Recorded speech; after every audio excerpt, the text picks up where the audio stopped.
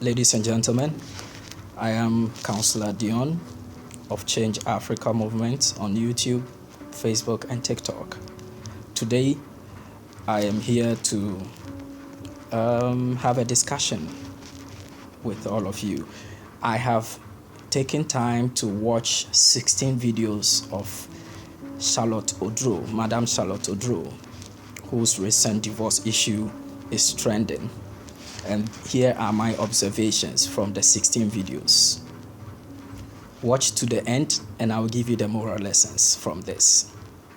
First of all, she has made it abundantly clear that she never loved her husband.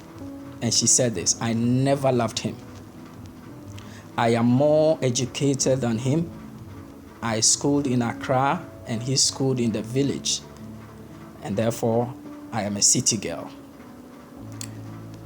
I hated everything about him. He wasn't my type. He schooled in the village, so I was seeing him as a villager or uncivilized person.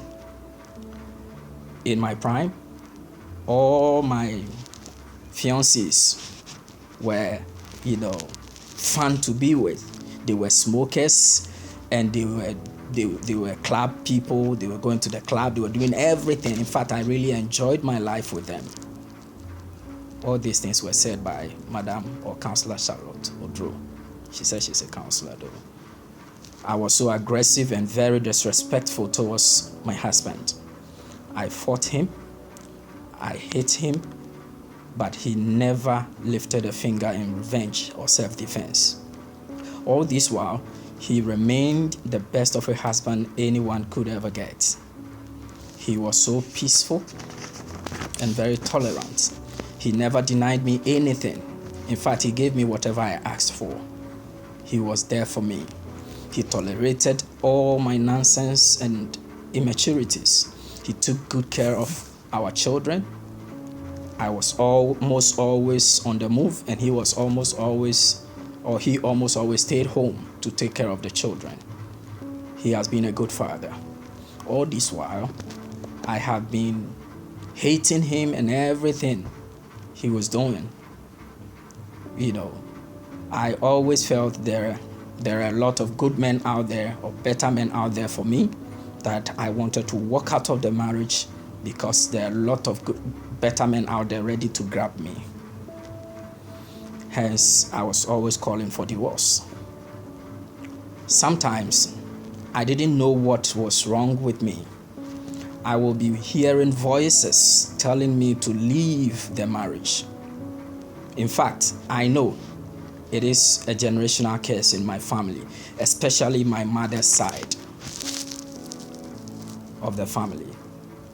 The women in my mother's side of the family are unable to stay in their marriages. They always get divorced. And this has become a problem, a huge problem of the family. So I wanted to break that curse. And anytime I packed my stuff and leave my husband's house, my parents will remind me of that generational family problem that I need to break. This is a serious generational problem in my family that we are facing.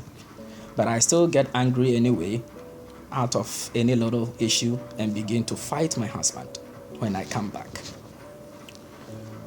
I have tried so many times to hit him inappropriately and harder, and on few occasions with the intention of him hitting me back is self-defense so I could arrest him and have him locked up. I have locked him up in the room on several occasions and taken the keys away. Follow me, let's continue. I was doing everything I could to get him take revenge or try to defend himself physically, so I get him arrested and use that as an excuse to divorce him. Sometimes I hit him in the balls. Yes, she said. Sometimes I hit him in the balls so hard. I push him to the wall, hold his genitals, his manhood, his Dixon. Squeeze it. Keep hitting his balls to get him hurt so that he will hit me back in self-defense to save himself. so that I used that opportunity to get him locked up in police custody and also divorce him. But in all these things, he never defended himself. He never lifted a finger on me in revenge or in self-defense. He is an Achim, and you know Achim men, how difficult they are and how stubborn they are to be with. You know, he's an Achim man, and so he's so difficult to live with. In fact, I have really suffered. He sees things differently from how I see it, and his perception about life and everything is almost totally different from mine. Meanwhile, I am more educated than him, and I feel I am up there than he is. You know, I feel most of the things he is doing are just colloquial, you know. They are inward looking and blah, blah, blah. I tried my best, but I couldn't love him. He is a wicked man. Look at where I've started with positive. Now look at where it's shifting to. He is a wicked man. I have gone through a lot. Can you imagine? I was once booked to preach somewhere, and on my return home and relaxing in my bed, my husband walked to me and told me to go and cook for him. Can you imagine? In fact, I've really suffered. I've suffered a lot. Can you imagine this? To go and cook for him. Whilst he was home, when I left to go and preach, I was booked and I went to go and preach, he was home with the kids. But when I came back and I was, you know, in my bed relaxing, he said I should go and cook for him. That's a terrible man, she said. And that thing hurt her a lot. My brothers and sisters, this is somebody who says he's a reverend, he is highly educated, and he is a counselor. In counseling, as a professional counselor, in counseling, if she was trained as a counselor, I am a UCC trained, and I hold my Master of Arts in Guidance and Counseling.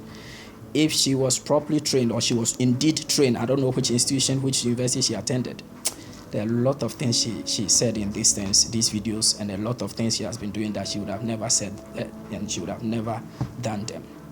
Trust me. But here are the moral lessons I've picked from this. 1, never, as a man, never be with a woman who doesn't love you. Number 2, never tolerate a disrespectful woman. Number 3, you can never impress a woman who doesn't love and respect you. Don't even try it. You can't impress them. If her loyalty is not with you, you can't impress her. 3, she was not ready. Madame Charlotte Oduro was never ready for marriage, honestly speaking. The man was not his type. That is true. And she has said it several times. The man was not his type at all.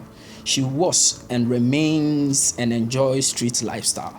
She said in her prime, she was with gangsters, she was with smokers and all those things, and they were the love of her life, and she enjoyed that lifestyle.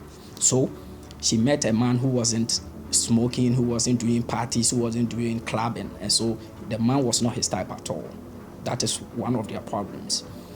She loved gangsterism, yes. She enjoyed the lifestyle of the people, you know, who smoke, go to the club, parties, and those things. She enjoys that lifestyle. It doesn't make her bad though. That's her choice. She is not fit for pastoral work. In fact, for her to call herself reverend, I beg to differ. Again, I completed Trinity Theological Seminary, you know, at Mimpasem, around UPSA. I was trained as a pastor. I just stopped doing the work of pastoralship. But this woman is not qualified to be a pastor. Per her choice of words and attitude and things she says, she's not qualified. Pastoralship is no joke, and it's not just for anybody. And everybody is getting into that work. That is why these days the church has no impact on society and the people. A woman who is fond of hating people in their balls should be avoided. A woman who talks too much should be avoided. A counselor cannot overtalk her counselees, but this woman overtalks. She talks too much. Avoid women who talk too much. And she said she's now free and therefore would be ready to start partying and going to the club and enjoy herself. She's not going to put on the scarf again. She's not going to dress and act like, you know, a church girl again. She's now going back to her old lifestyle and enjoy life to the fullest, you know, as a club girl and as a fun girl and as a party girl and whatever, you know. But one thing before we leave, she has fulfilled the family and generational curse of women in her family not being able to stay in their marriage. She has fulfilled that.